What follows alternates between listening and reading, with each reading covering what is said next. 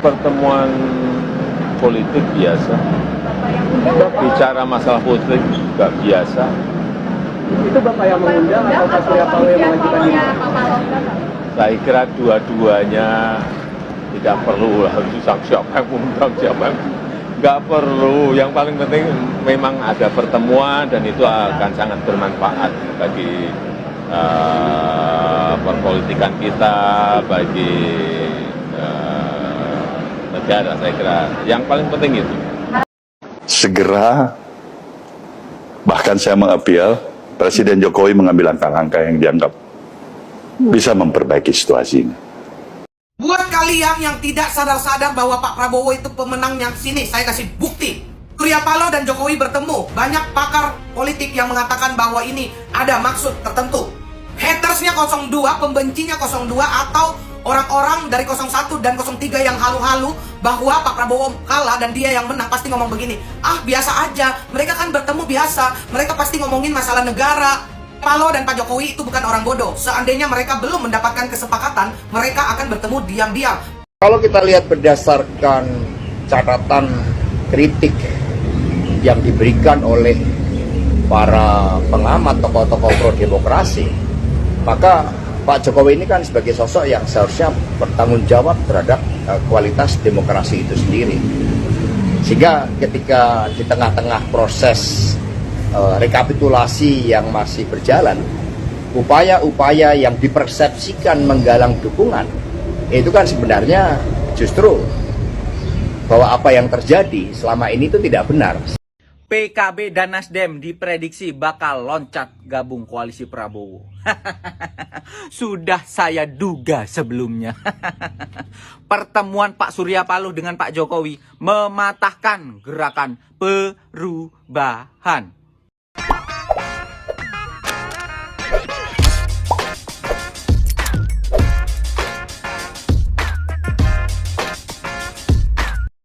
Baik sahabat sekalian, jumpa lagi bersama saya di channel ini, di mana pada video kali ini saya akan mereaksi beberapa buah video terkait dengan pertemuan Surya Paloh dan juga Presiden Joko Widodo. Banyak sekali berkembang liar di luar sana, ada pihak-pihak tertentu yang berspekulasi terkait isi dari pertemuan antara Presiden Jokowi dan juga Surya Paloh selaku Ketua Partai Nasdem. Dan seperti yang kita ketahui bahwa Surya Paloh atau Partai Nasdem itu sendiri merupakan bagian dari koalisi pemerintahan saat ini. Namun dalam Pilpres kali ini yang terjadi adalah Nasdem mengusung Anies Baswedan untuk menjadi capresnya. Namun pasca pemilu, pasca Pilpres, pertemuan ini terjadi. Dan banyak sekali pihak yang memberikan tanggapan atau respon atas pertemuan ini. Baik itu Presiden Jokowi sendiri memberikan gambaran kira-kira apa yang atau hasil apa dari pertemuan mereka. Lalu yang berikut Surya Paloh sendiri juga memberikan komentar terkait isi pertemuan mereka. Lalu ada juga tanggapan dari Anies Baswedan dan juga dari Prof. Mahfud. Ada juga tanggapan dari Sekjen Partai PD Perjuangan. Lalu dari Said Tidu, anggota Timnas Anies Baswedan dan Cak Imin, dan juga beberapa tanggapan dari para tokoh politik dan juga dari para netizen. Oleh karena itu, untuk tidak berpanjang kata, sebelum kita masuk ke videonya, terlebih dahulu kepada para sahabatku sekalian yang mungkin belum sempat memberikan dukungan untuk channel ini, mohon dukungannya dengan menekan tombol subscribe dan membunyikan tanda loncengnya, agar setiap video baru yang kami upload pada channel ini, saudara sekalian bisa mendapatkan notifikasinya. Baik, kita langsung saja ke video pertama. Apa respon atau tanggapan dari Presiden Jokowi ketika dimintai keterangannya oleh awak media terkait pertemuannya dan dengan Surya Paloh selaku Ketua Umum Partai Nasdem. Mari kita ikuti video selengkapnya. Kemarin ada pertemuan Ya, pertemuan politik biasa, bicara masalah politik juga biasa. itu Bapak yang mengundang atau Pak Surya Paloh yang mengajukan diri? Saya kira dua-duanya tidak perlu lah, Saling membutuhkan. siapa yang mengundang siapa yang nggak perlu. Yang paling penting memang ada pertemuan dan itu akan sangat bermanfaat bagi perpolitikan kita, bagi negara, saya kira. Yang paling penting itu.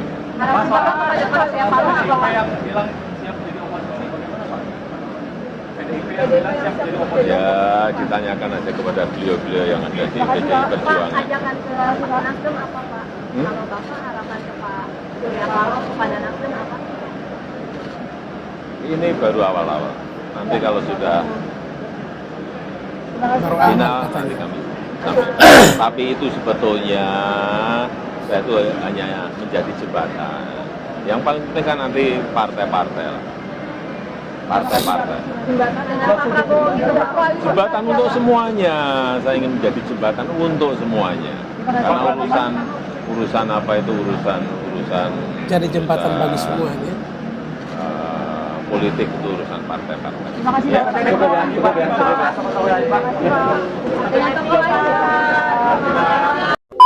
Segera, bahkan saya mengapel, Presiden Jokowi mengambil langkah-langkah yang dianggap bisa memperbaiki situasi ini.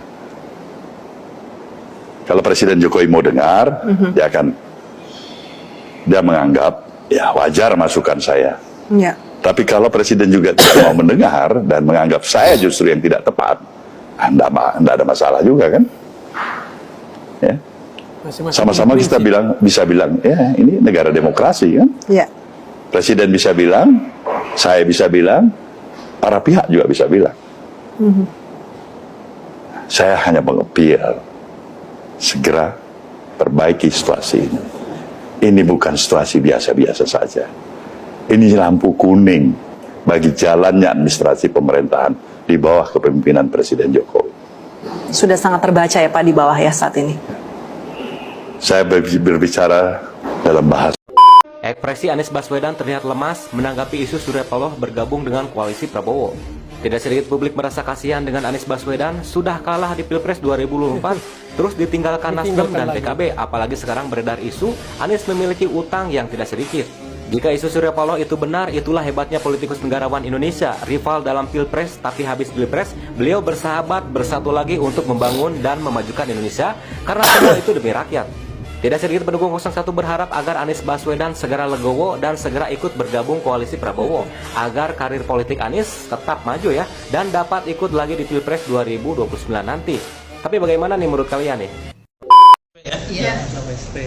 Kita sudah mendengar keterangan Pak Sekjen bahwa pertemuan itu karena undangan Pak Presiden, dan sebagai warga negara yang baik, ketua partai besar, bagian dari pemerintah sekarang tentu tidak mungkin tidak hadir. Yang kedua, kita mendengar dari banyak pihak bahwa Nasdem tetap masih setia pada jalur perubahan, dan semua sikap itu akan baru diputuskan nanti setelah KPU menyelesaikan tugasnya, memutuskan siapa pemenang, siapa yang akan terpilih jadi presiden. Jadi menurut saya terlalu dini untuk menyimpulkan apapun, dan kami di Timnas terus berkomunikasi dengan seluruh partai. Sejauh yang saya tahu, saya dengar dari para pimpinan partai, ketiga partai juga masih ingin bersama-sama, termasuk juga Pak Anies masih ingin berada dalam jalur perubahan. Nah, kita lihat perkembangan ke depan, tapi saya tidak melihat ada hal yang material yang dicurigai, ada kesepakatan. Menurut saya sih rasanya enggak. Ini kan kemarin malam Pak Surya Paloh baru saja bertemu dengan Pak Jokowi dan dianggap sebagai sinyal ajakan lah untuk Nasdem bergabung ke kubunya Pak Prabowo dan Pak Mahfud. Kalau dari PDIP sendiri bagaimana? Apakah sudah ada dihubungi oleh Pak Jokowi atau seperti apa, Mas? Kalau kita lihat berdasarkan catatan kritik yang diberikan oleh para pengamat, tokoh-tokoh pro-demokrasi, maka Pak Jokowi ini kan sebagai sosok yang seharusnya bertanggung jawab terhadap kualitas demokrasi itu sendiri.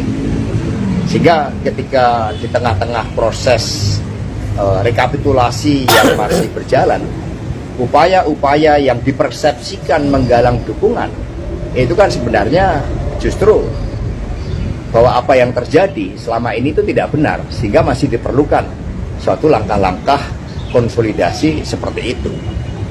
Kalau semua proses itu berjalan baik, ya tidak perlu dilakukan suatu proses konsolidasi pasca pemilu, karena semuanya berjalan natural sesuai dengan kehendak rakyat. Tetapi ketika proses konsolidasi justru tetap dilakukan, itu menunjukkan ada question mark yang kemudian harus dijawab bersama-sama bahwa demokrasi kita sedang berada dalam masalah besar.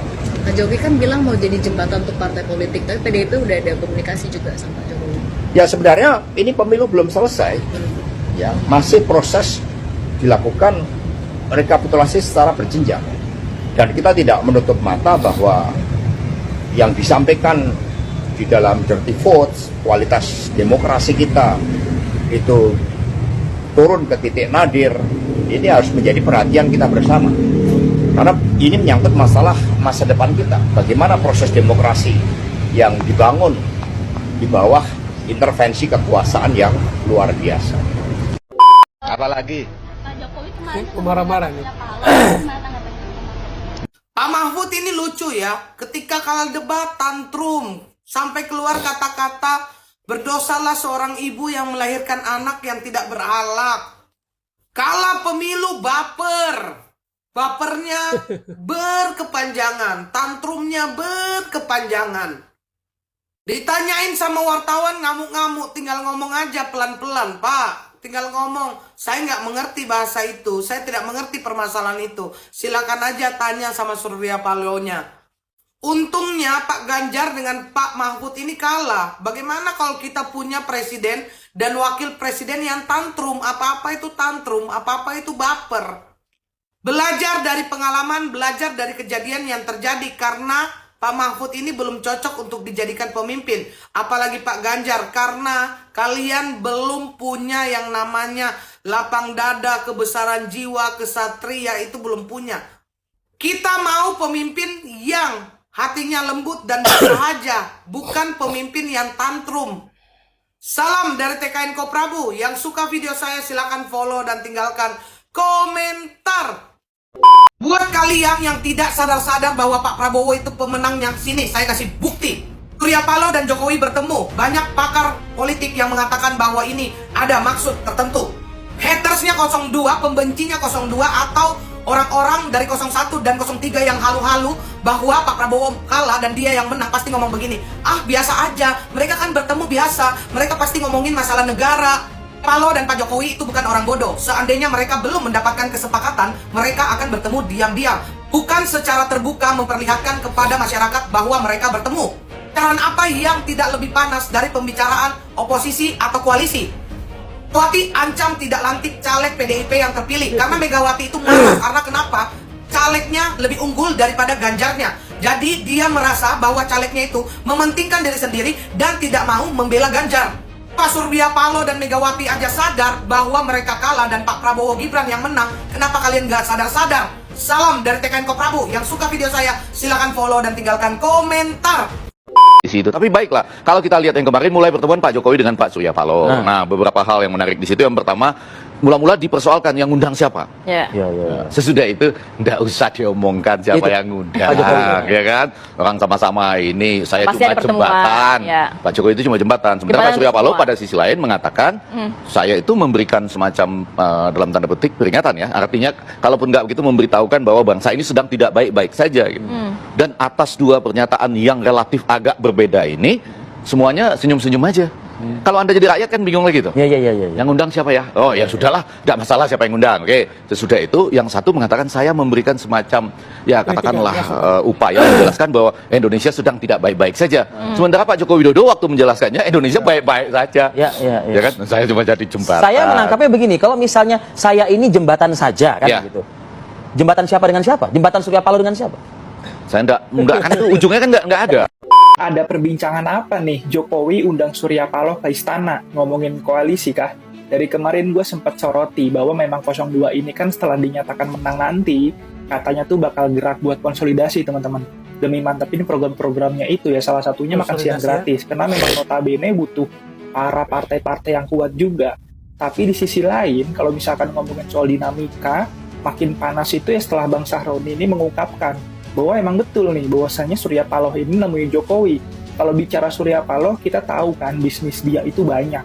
Tinggal gimana deal-dealan aja tuh antara Nasdem dengan 02. Ya bahasanya sih mungkin menyelamatkan bisnisnya. Nah, di satu sisi kalau ngomongin PKB, Caimin kan sangat mungkin buat gabung koalisi 02. Tinggal Anies aja nih, kira-kira bakal fokus perubahan atau gimana. Dan endgame-nya ya jelas kan, PDIP. Kita semua menyoroti PDIP bakal jadi oposisi, sama seperti yang pernah mereka lakukan dulu. Tapi dari banyaknya pendapat masyarakat memang lebih setuju kalau PDIP itu tetap jadi oposisi, teman-teman. Katanya sih buat ngawal jalannya pemerintahan nanti. Nasdem dan PKB entah gimana, Anies dan Ganjar juga entah gimana. Cara opini kalian dicoba. Iya, Bapak Surya Paloh sudah dipanggil oleh Bapak Jokowi ya. Saya yakin mereka membicarakan masalah koalisi untuk mendukung Prabowo Gibran di kabinet selanjutnya, pemerintah selanjutnya. Pastilah. Nggak ada masalah ya. Dan saya kira memang nanti partai yang di luar pemerintah mungkin ya hanya PDIP dan PKS doang. Kalau yang lainnya sudahlah akan bergabung sama mereka demi kekuasaan. Dan saya kira kepada Ibu Megawati lebih baik stay away dari pemerintahannya Prabowo Gibran. Karena apa Bu Megawati alasannya? Satu ya, situasi global ke depan itu tidak akan baik-baik saja. Dibutuhkan seorang pemimpin yang leadershipnya kuat dan yang punya track record yang mendukung untuk mengatasi masalah-masalah yang berat tersebut. Dan saya yakin Prabowo dan Gibran bukanlah orang yang tepat ya untuk memimpin bangsa ini dalam menghadapi situasi global sedemikian rumitnya nanti itu. Karena apa? Satu, bahwa untuk bisa mengatasi masalah-masalah diperlukan pemimpin yang memang bersih dari korupsi, ya kan? Dan Prabowo nggak ada track record seperti itu. Contohnya pembelian Mirits yang bekas, akhirnya dibatalkan kan? Karena nggak jadi, ya karena memang ada mainstream untuk korupsi sebenarnya dengan pembelian Mirits itu. Ya udah, itu hanya salah satu contoh bagaimana bahwa pemerintahan ke depan itu bukan pemerintahan yang bersih ya. Mereka adalah kelompok orang-orang yang akan berusaha mengembalikan modal pilpres yang triliunan ya. Jadi seperti itu. Jadi sabar saja Bu Mega, di luar saja pemerintahan. Kita lihat nanti bagaimana 5 tahun ke depan. Dan kalau Indonesia ini selamat sudah alhamdulillah ya. Tapi saya yakin Indonesia tidak akan baik-baik saja ya. Karena apa? Pemimpin ke depan adalah pemimpin oligarki ya, yang lebih memikirkan kelompoknya masing-masing. Itu saja. Dan saya nggak yakin rakyat akan puas 5 tahun ke depan ya, karena track recordnya seperti itu. Anti korupsi aja enggak ya, programnya aja bullshit semua, makan siang gratis, sudahlah. Itu akan mengecewakan rakyat. Jadi Bu Mega stay aja di luar, kita tunggu 5 tahun, sabar. Nanti akan kita memetik hasilnya BDIP ya, karena rakyat akan balik mendukung BDIP. Karena terbukti bahwa Prabowo Gibran dan kabinetnya tidak bisa menjalankan pemerintahan. Terbukti bagaimana bahwa orang belum ya, menjalankan pemerintahan? Mereka adalah oligarki semua. Dilantik saja belum. Apalagi Cendana mulai akan, ya kan, Orba akan dapat kesempatan lagi untuk bisa dapat proyek pemerintahan. Saya kira seperti itu. Sabar saja Bu Mega, stay away dari pemerintahan. Sekian, Assalamualaikum warahmatullahi wabarakatuh. Merdeka dan semangat. Pak Anies playing victim lagi terkait dukungan para konglomerat terhadap salah satu pasangan calon. Yang benar, coba kita pastikan. Ada yang disebut sebagai sepertiga yang pegang perekonomian Indonesia mendukung satu calon. Dan itu bukan dikatakan oleh orang luar, itu dikatakan oleh orang dalam. Yang dapat dukungan dari sepertiga penguasa ekonomi itu posternya di mana-mana seragam semuanya. Artinya siapa? Dibuat di pabrik, didistribusikan ke seluruh Indonesia. Yang ini dibuat di rumah tangga dan di tempat relawan-relawan dan dipasang di mana-mana. Ini adalah kode keras untuk rakyat Indonesia. Mau pilih mana? Calon dukungan konglomerat atau calon dukungan rakyat?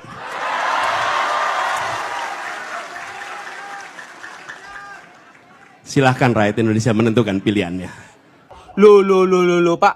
Kok narasinya seperti itu? Mau dukung mana? Calon yang didukung konglomerat atau calon yang didukung rakyat? Seolah-olah pilihannya hanya dua. Kalau yang didukung konglomerat, tidak didukung rakyat. Kalau yang didukung rakyat, tidak didukung konglomerat. Lah. Kenapa Bapak mengarahkan narasi seperti ini ya kepada masyarakat? Hah? Seolah-olah yang didukung konglomerat tidak didukung oleh rakyat. Yang didukung oleh rakyat tidak didukung oleh konglomerat. Tidak seperti itu, Pak. Konglomerat pun itu juga rakyat. Rakyat pun juga banyak yang konglomerat. Jangan seolah-olah Pak Anies itu hanya didukung oleh masyarakat atau rakyat biasa lah. Sedangkan calon lain didukung oleh konglomerat yang banyak uang, sehingga bisa membuat banner-banner besar, banner-banner bagus.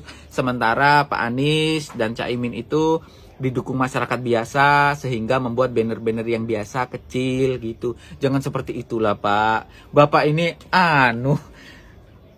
playing victim terus lah, mencari simpati masyarakat, seolah-olah Pak Anies ini yang paling bawah, yang paling sederhana, yang paling ya gimana ya, masyarakat sendirilah yang menonton ya. Nilai sendiri lah Pak Anies ini seperti apa. Saya bingung kadang. Ampun. Dear Pak Anies, mungkin kita tidak saling kenal dan kita juga tidak pernah bertemu di acara apapun. Tapi jujur, menurut saya Pak Anies Baswedan adalah orang yang begitu luar biasa. Bapak berbeda dengan capres-capres lainnya, Prabowo ataupun Ganjar Pranowo. Bapak lebih memotivasi kami semua anak-anak muda Indonesia. Dari perjalanan hidup Bapak yang begitu luar biasa menurut saya, itu sudah menjadi motivasi kami, anak-anak muda yang biasanya disebut kaum rebahan, yang tidak bisa bekerja atau malas bekerja. Yang dimana dulu kita selalu berpikir kita tidak punya masa depan, kita hanya bisanya seperti ini. Tapi karena Pak Anies, semangat kami tetap harus rebahan, tetap harus malas, tapi kita harus bisa pinter ngomong, kita bisa menggapai cita-cita kita. Bahkan kita juga bisa menjadi seorang gubernur, bahkan capres. Cukup dengan pintar berbicara. Dulu orang tua saya berbicara atau selalu menasihati, jangan pernah berbohong, karena berbohong itu tidak baik. Tapi ketika semuanya ada Pak Anies itu berubah 100%. Karena apa? Ketika kita berbohong, kita bisa menggapai cita-cita kita. Kita bisa berkuasa, kita bisa ini, ya kita harus lakukan untuk mewujudkan keinginan kita. Kita nggak perlu kerja keras, kita cukup berhalusinasi. Kita tidak perlu turun ke lapangan atau ke bawah. Cukup kita pintar acting, membuat drama. Pak Anies, kami tidak butuh makan gratis. Kami tidak butuh internet gratis. Kami butuh perubahan. Tidak perlu bekerja, tidak perlu turun ke lapangan. Cukup pintar acting, bahkan berfoto di tempat pembuangan sampah supaya kelihatan seperti rakyat, pro rakyat. Mohon maaf Pak Anies apabila saya menggurui atau apa. Saya benar-benar salut dengan Pak Anies. Semoga ketika Pak Anies terpilih menjadi seorang presiden di Rohingya, tolong Pak, rakyatnya di Indonesia dibawa balik ke negara aslinya. Oke, semuanya terima kasih. Tetap pilih Anies untuk presiden Rohingya, tapi presiden Indonesia tetap pilih 02 Prabowo Gibran. NKRI harga mati. Bisa nggak Pak Anies kasih tutorial cara merebus kodok atau katak yang baik dan benar? Oke, silakan Pak. Katak itu dimasukkan ke panci yang airnya dingin. Iya. Terus? Kemudian pancinya taruh di kompor. Nyalakan kompornya pelan-pelan. Jadi cara nyalain kompornya harus pelan-pelan gitu ya Pak? Terus Pak? Air di situ asalnya dingin, lama-lama menjadi panas, lama-lama mendidih dan katak itu akan mati dalam mendidihnya air. Gitu ya Pak. Kok aku jadi ketika lihat kataknya ya, itu sama aja membunuh secara pelan-pelan. Sadis. Lah terus kalau misalkan katak itu dilempar ke air yang panas, gimana Pak? Kalau katak dilemparkan ke panci yang airnya mendidih, dia langsung lompat. Oh, gitu ya Pak. Baru tahu aku Pak cara membunuh katak yang baik dan benar. Makasih ya infonya Pak.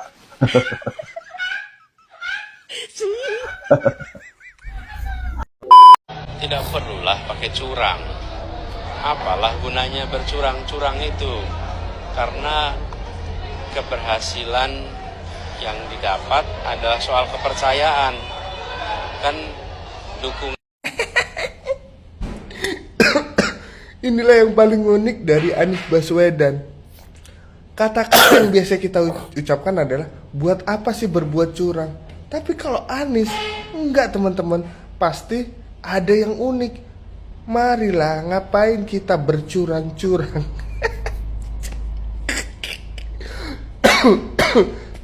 Betul kata Anies Baswedan ini teman-teman. Buat apa curang? Kalau udah curang, udah mencaci maki, udah menghina, udah merendahkan orang lain, tapi tetap masih kalah.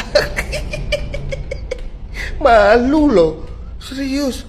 Udah menggunakan segala cara untuk menjatuhkan Pak Prabowo, tapi tetap kalah.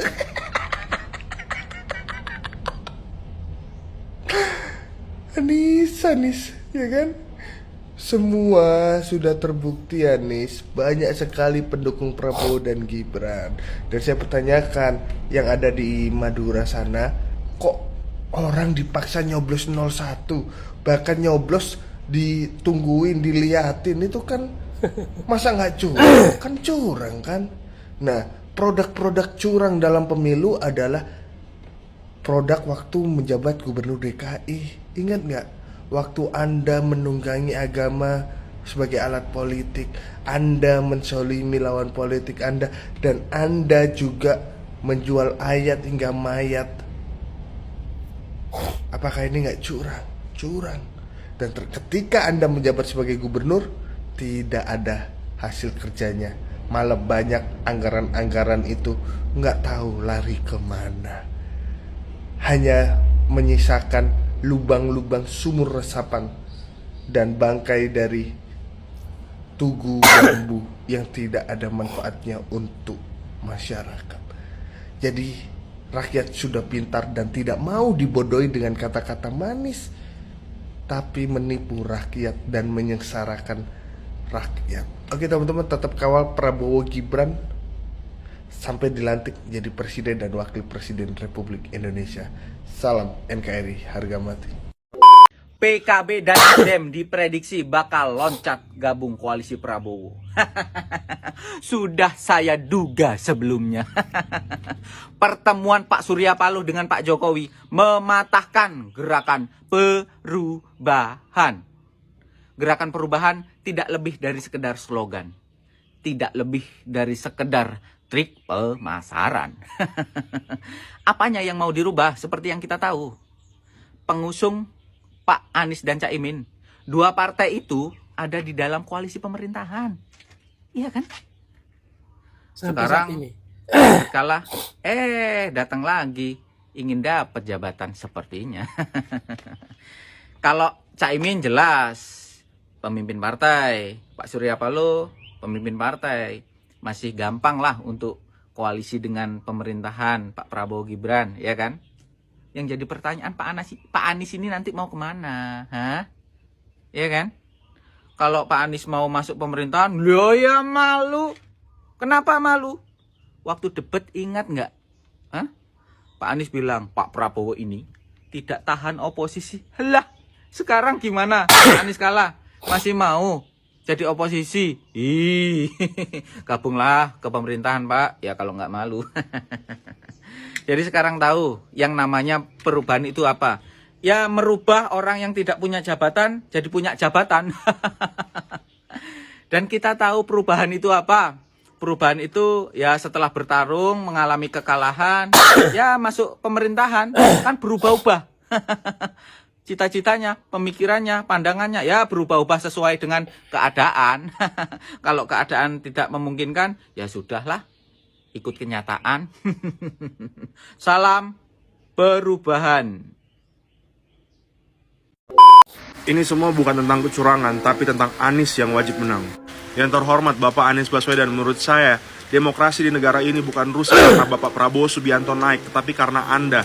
Kenapa karena Anda? Karena menurut saya, demokrasi Indonesia ini diacak-acak atau diobrak-abrik oleh Anda dan mendukung Anda. Anda menghalalkan segala macam cara untuk memenangkan Pilpres kali ini. Sedangkan Bapak Anies Baswedan harus ingat, yang mana dalam negara ini bukan hanya ada satu agama, tetapi ada banyak sekali agama, dan Anda harus memahami tentang konsep NKRI untuk menjadi seorang presiden. Dan tolong digarisbawahi Pak Anies, bahwa seorang presiden atau seorang calon presiden haruslah anak Indonesia asli, bukan pendatang dari negara lain. Itu sudah tertera dalam Undang-Undang Dasar dan Anda harus taat kepada itu. Assalamualaikum warahmatullahi wabarakatuh. Saya Marskal Madya TNI Purnawirawan M. Saugi selaku Ketua Timnas. Saat ini saya sedang berada di kantor Tim Hukum Nasional di bawah komando Bapak Ari Yusuf Amir, ya, yang baik menurut saya dan agresif. Saya mengimbau kepada Tim Hukum Nasional dimanapun kalian berada di seluruh wilayah Indonesia. Saya berharap tetap semangat. Kumpulkan bukti-bukti yang ada, khususnya tentang fakta hukum TSM, karena saya yakin dengan bukti-bukti yang ada ini kita bisa berlanjut ke putaran kedua. Jadi jangan sia-siakan waktu yang ada ini. Saya mendukung dan berharap bukti-bukti tersebut segera bisa disampaikan kepada Tim Hukum Nasional di Jakarta, sehingga bisa disampaikan untuk gugatan berikutnya, apakah itu ke Bawaslu maupun ke MK. Saya yakin dengan dukungan Bapak Ibu semua yang militansinya tidak diragukan lagi, mudah-mudahan ini terwujud. Selamat berjuang, perjuangan belum berakhir. Wassalamualaikum warahmatullahi wabarakatuh. Ini supaya jelas, ini tanggal berapa hari ini? Hari ini tanggal 19 Februari 2024 pukul 15.33. Kapten kita datang ke Tim Hukum memberikan semangat. Jadi kawan-kawan semua tetap semangat, jangan kendor. Karena kita masih terus berjuang. Ini kapten kita sudah menyampaikan itu. Sukses. Pelanggaran, kecurangan, kekacauan ini tidak dialamatkan kepada 02. Itu pertanyaan konyol menurut saya. Loh, kok sebentar. Kalau suara yang paslon 2 juga diambil juga ada kan, Pak? Saya tidak bicara konteks legislatif, Pilpres. Artinya apa? 02 ini out dulu. Kita bicara kecurangan yang merugikan 01, 03. 02 mengambil faedah di arena kecurangan ini. Jadi posisi dia selalu akan berdiri di sana menghimbau. Ini keluar dulu. Pertanyaannya secara anatomi politik. 01, 03 itu berhadapan dengan siapa? Dengan sumber pembuat kecurangan. Aktor utamanya adalah Presiden Jokowi. Yang hari ini semua lembaga hukum dilumpuhkan.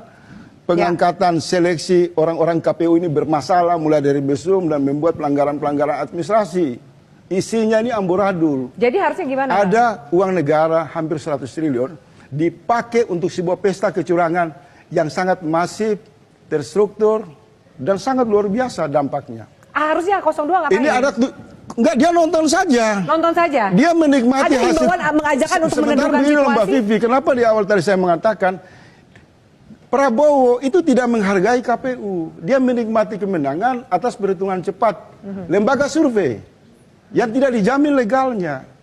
Jadi nikmati saja lembaga survei itu yang hari ini sudah tidak ditayang oleh televisi, oleh media. Anda punya kemenangan palsu dan Anda nikmati itu. Sekarang rakyat bersama pihak yang dirugikan oleh konsolidasi amburadul ini lagi mencari jalur. Menurut saya, Prof, harus tegas. Kalau Presiden tidak mengambil cuti, tidak dimakzulkan, di mana para guru besar sejak awal sudah ingatkan, maka semuanya akan dikontrol. Baik. Seupaya apapun kita ingin lakukan, tetapi Presiden terus mendorong Anwar Usman masuk dari pintu belakang, lorong-lorong hukum yang gelap itu untuk mengamankan. Karena dia tahu, dia menciptakan proses kecurangan, dia giring ke MK, dan iparnya kembali dan akan diselesaikan.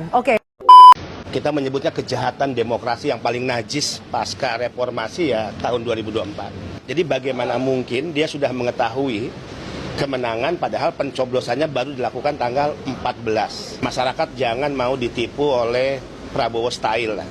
Pak Purnomo tolong Pak Rinio Pak. Suwe-suwe aku iki gendeng delok wong ngene-ngene iki Pak.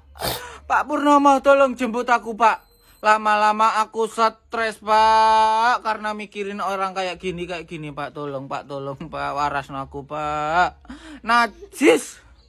Pak Prabowo itu tidak nipu, tidak bohong. Hah? Pak Prabowo ini menang atas pilihan rakyat, atas kehendak rakyat. Jadi nggak nipu-nipu, nggak bohong-bohong ya. Aduh. Samian sing najis Pak. Tidak perlulah pakai curang.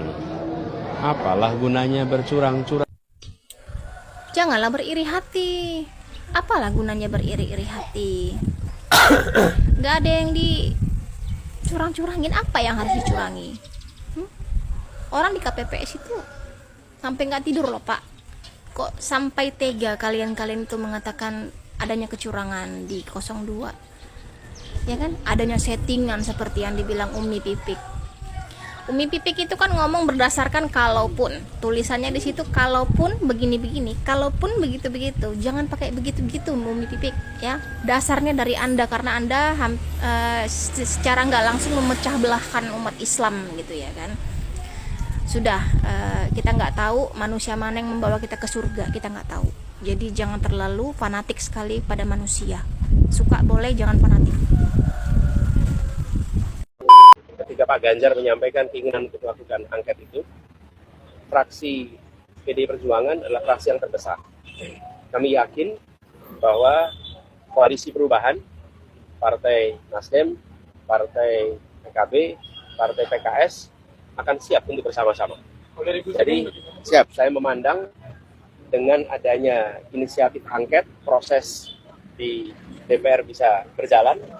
Kami siap dengan data-datanya, dan di bawah kepemimpinan fraksi terbesar, maka proses DPR bisa berjalan. Saya yakin Partai Koalisi Perubahan siap untuk menjadi bagian dari itu. Tapi dalam waktu dekat ada planning buat ketemu Pak Ganjar dan 03 nggak Pak Anies? Nanti kita kabarin. Ada komunikasi sebelumnya? Ya, udah dijawab Mas Anies, tiga partai solid. PKB juga siap berarti yang membawa ini ke... Tiga partai solid, bukan hanya PKB. Anies tanggapannya Pak Surya Paloh bertemu Pak Jokowi. Gini, saya ingin sampaikan bahwa kita semua ini solid, tidak ada yang berubah. Ya, Anies Muhaimin jalan terus bersama. Kita ini bekerja intensif tiap hari terus. Memang tidak selamanya muncul di media, karena memang bukan hari kampanye. Kalau hari kampanye memang kita ada kegiatan-kegiatan kampanye terbuka. Tapi pertemuan-pertemuan jalan terus. Lalu partai koalisi solid sesolid-solidnya. Jadi jangan khawatir. Kita jalan terus sesolid-solidnya. Pertemuan itu komunikasi kepada koalisi. Gini, kalau pertemuan-pertemuan itu terjadi biasa aja. Menurut saya gini, kalau pertemuan itu kedengaran media 2-3 hari sesudahnya, nah itu baru serius. Tapi kan itu quick count, belum real count. Ya, nggak apa-apa. Kalau tidak percaya dengan sampel, iki mah wis junjunganmu Yohanes biyen ngomong keluar sampel percaya. Quick count ku sampel percaya hasilnya. Sampai madakno karo tes darah. Darah saat tetes ku podo. Iso ketemu hasilnya ketemu. Digawe sampel. Saiki quick count ku sampel. Ya. Suarane ku oleh piro. Tapi saiki Yohanes iki omongane mincla-mincli. Saiki gak percaya quick count. Tunggu hasil KPU. Walah nis. Piye awakmu iki? Biyen omonganmu A, saiki omonganmu B. Sebenarnya sing digawe patokan iku. Mangkane gak sing milih awakmu. Jarine cerdas. Mantan rektor. Tapi omongane gak iso dicekel. Soal angin gak ada KTP-nya itu. Jadi ini wis ya kayak angin, mabur, dicekel gak kena. Dari temuan sementara, kami menemukan problem yang terbesar bukan di TPS, tapi problem terbesar yang ditemukan adalah kegiatan-kegiatan pra-TPS. Kegiatan-kegiatan yang membuat aktivitas di TPS itu dipengaruhi dan tidak mencerminkan aspirasi rakyat yang semula ada. Ini temuan yang paling mendasar, pra-TPS. Nah, pra-TPS ini banyak aktivitasnya, nanti detail akan ada.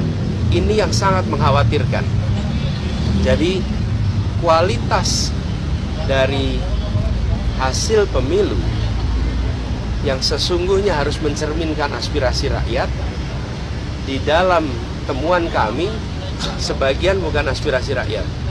Sebagian adalah aspirasi yang dipaksakan kepada rakyat.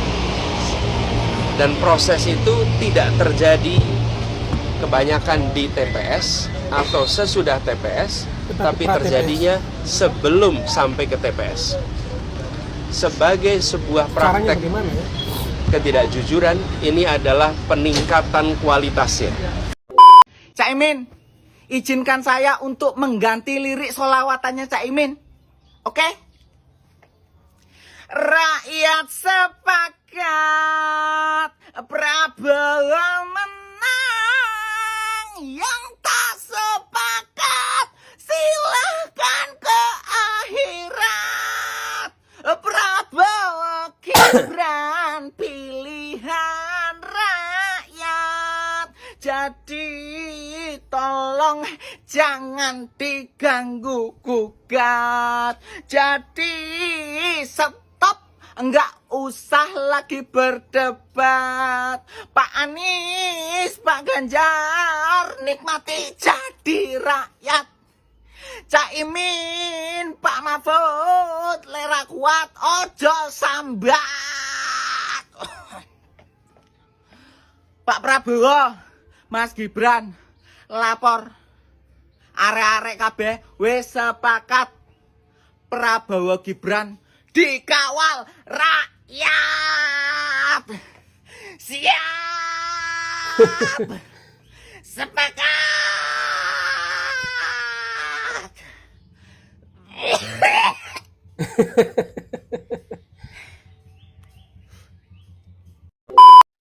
Presiden kami dan wakil presiden kami.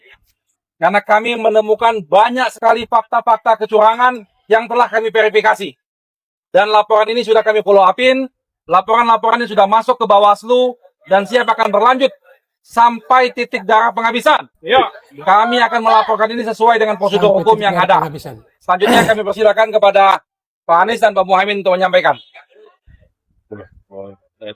Serius, oke. Terima kasih kepada tim hukum nasional, Pak Ari dan seluruh jajaran, terutama tim hukum daerah yang telah terus mengumpulkan fakta, data, potensi bagi persiapan terwujudnya pemilu yang jujur, adil.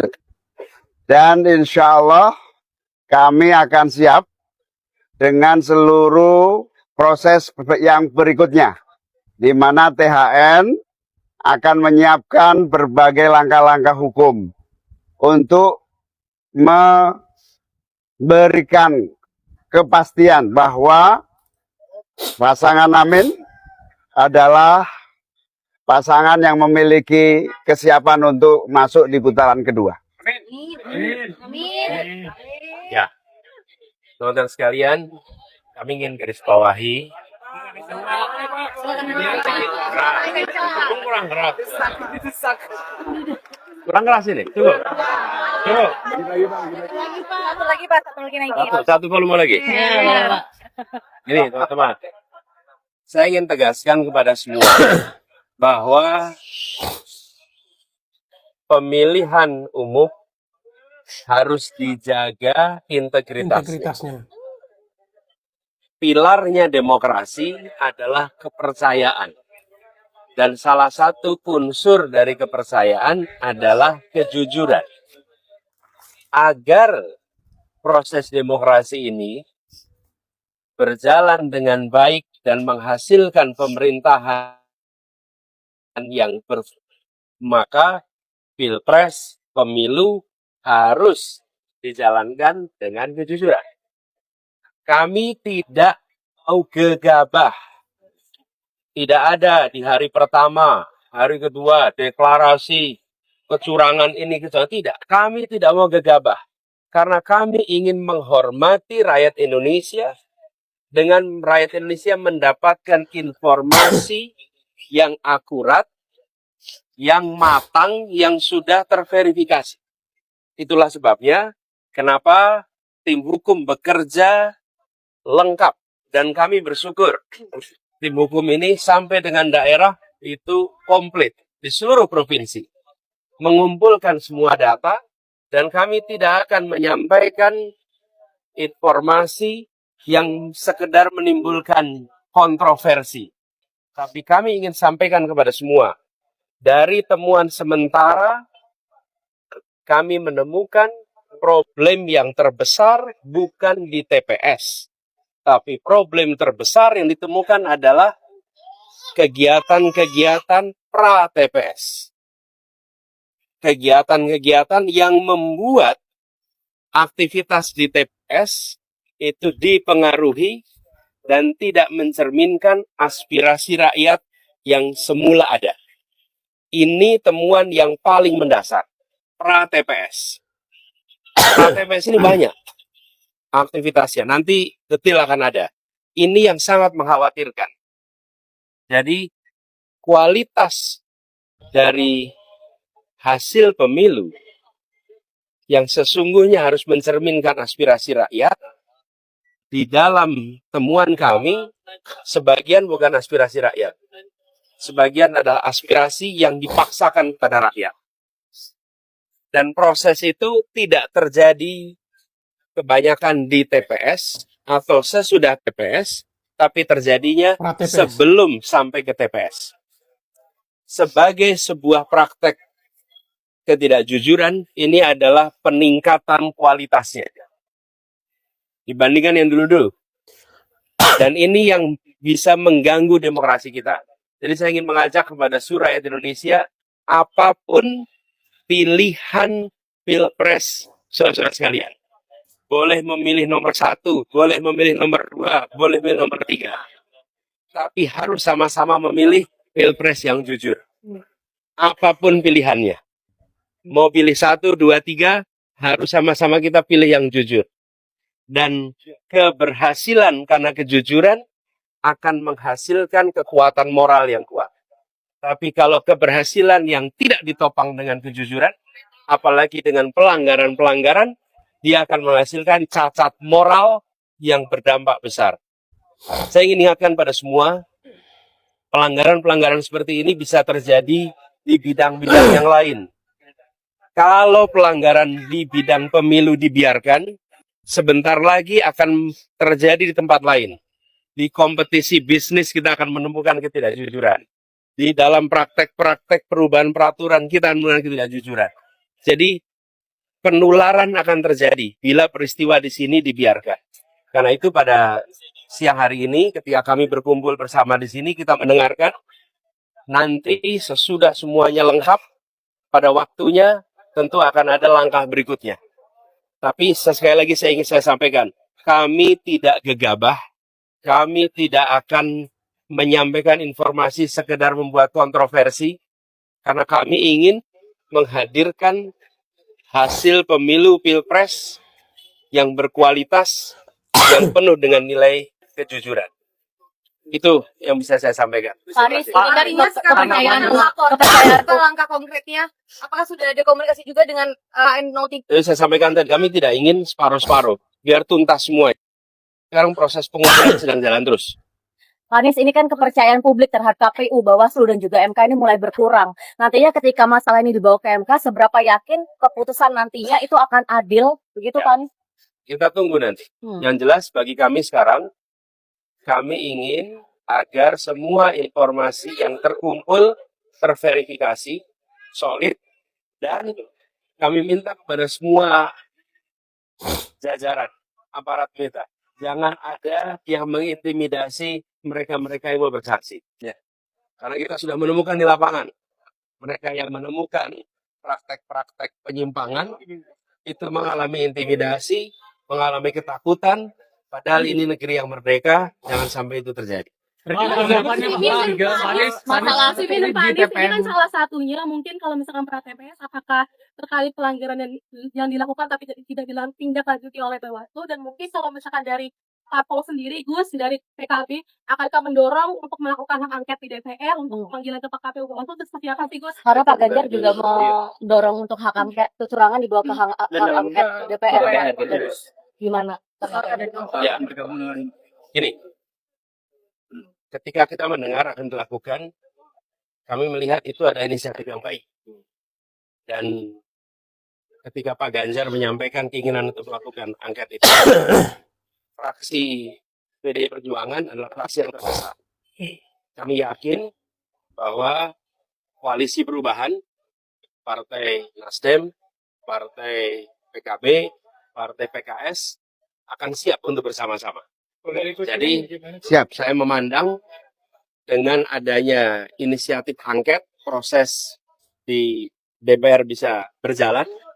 Kami siap dengan data-datanya dan di bawah kepemimpinan fraksi terbesar, maka proses DPR bisa berjalan. Saya yakin Partai Koalisi Perubahan siap untuk menjadi bagian dari itu. Berarti dalam waktu dekat ada planning buat ketemu Pak Ganjar dan 03 nggak Pak Anies? Nanti kita kabarin. Anies ada komunikasi sebelumnya? Kan fraksi di PKB dikerahkan. Ya, udah dijawab sama Mas Anies. 3 partai solid. 3 partai solid. PKB juga siap berarti yang membawa ini ke 3 partai solid, bukan hanya PKB. Anies tanggapannya Pak Surya Paloh bertemu Pak Jokowi. Begini, saya sampaikan bahwa kita semua ini solid, tidak ada yang berubah. Ya. Anies Muhaimin jalan terus bersama. Kita ini bekerja intensif tiap hari terus. Memang tidak selamanya muncul di media. Karena memang bukan hari kampanye. Kalau hari kampanye memang kita ada kegiatan-kegiatan kampanye terbuka. Tapi pertemuan-pertemuan jalan terus. Lalu partai koalisi solid sesolid-solidnya. Jadi jangan khawatir.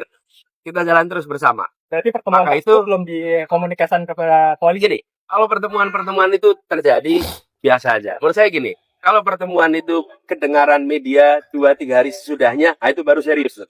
Pak Anies tapi kalau belum kejadian sudah rame, nah itu berarti tontonan aja itu. Baik sahabat sekalian, demikian saja beberapa video yang coba saya reaksi terkait dengan pertemuan antara Presiden Jokowi dan juga Surya Paloh, serta respon dan tanggapan dari berbagai pihak. Dan juga ada ketidakpuasan dari kubu Amin yang mencoba untuk mengumpulkan data dan bukti untuk bisa diperjuangkan di MK agar pemilu ini bisa dilanjutkan atau bisa dibuat ulang ya, atau pemilu ini bisa diselenggarakan ulang karena ada banyak dugaan kecurangan yang mereka sampaikan. Dan menurut tim hukum dari pasangan Amin ini mengatakan bahwa sudah terjadi banyak sekali kecurangan dan mereka sudah mengumpulkan bukti dan data yang siap untuk mereka perjuangkan. Dan harapan agar kepada para peserta Amin atau pendukung Amin untuk terus memberikan dukungan dan mengawal proses ini agar mimpi untuk bisa 2 putaran bisa terwujud. Baik sahabat sekalian, demikian saja. Dan juga kepada para sahabat sekalian yang mungkin belum sempat memberikan dukungan terhadap channel ini, mohon dukungannya dengan menekan tombol subscribe dan membunyikan tanda loncengnya. Dan juga kepada para sahabatku yang ingin berkomentar, silakan tulis komentar di kolom komentar, tulis sebanyak-banyaknya. Siapa tahu komentar saudara sekalian bisa memberikan referensi atau juga hal-hal positif bagi yang menontonnya. Sekian, terima kasih dan sampai berjumpa kembali pada video berikutnya.